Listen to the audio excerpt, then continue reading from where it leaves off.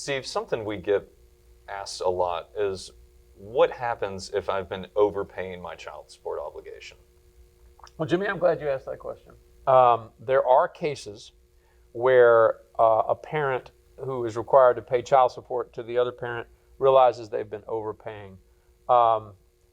This can happen in a number of situations. A good example might be if the child support obligation has some sort of a tier in it. Like, I'll give you a good example. If you are supposed to pay X number of dollars, but it reduces if you are now, if you've now obtained, say, health insurance or something like that.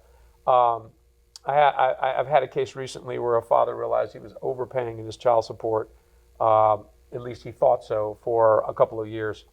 The law is pretty clear that you cannot adjust your child support going forward because you overpaid in the past. So if in this case the father realizes, well, gee, I paid $20,000 more than I was supposed to pay, I can just not pay child support going forward until I've hit $20,000 and repaid myself. Now, do you think that's something that will sit well with the judge?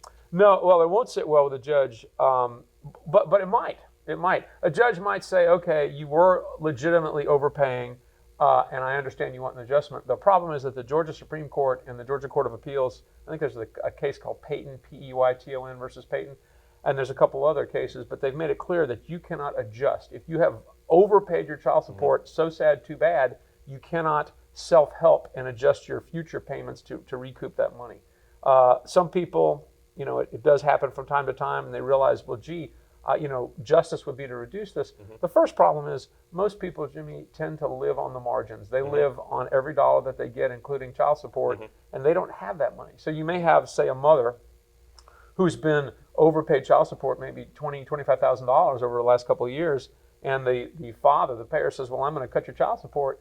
Well, now that's harming the children because mother doesn't have that money. Or mother might have to dip into a 401k, and incur tax liability. Or the mother, she might default on her mortgage, all because the father thinks, I'm owed this money.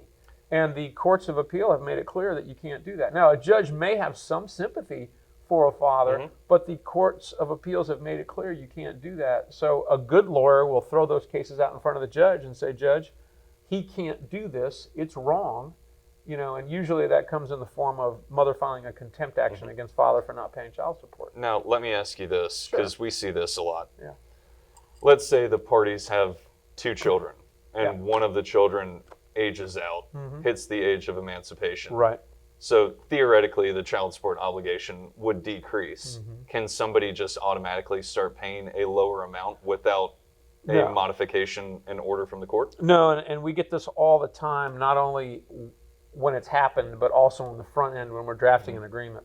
I will tell you that if you have, say, 3 children and they're hit the age of emancipation at different times, it's very common for one of the lawyers to say, well, let's tier the child support downward during, when each of these children emancipates. If it's close in time, if the divorce that we're drafting the agreement for is within a year or two of an emancipation event, it's generally efficient to do that. Although I'm going to tell you it's contrary to the law. The law says you address child support now at this moment and you modify in the future, a formal modification in the court.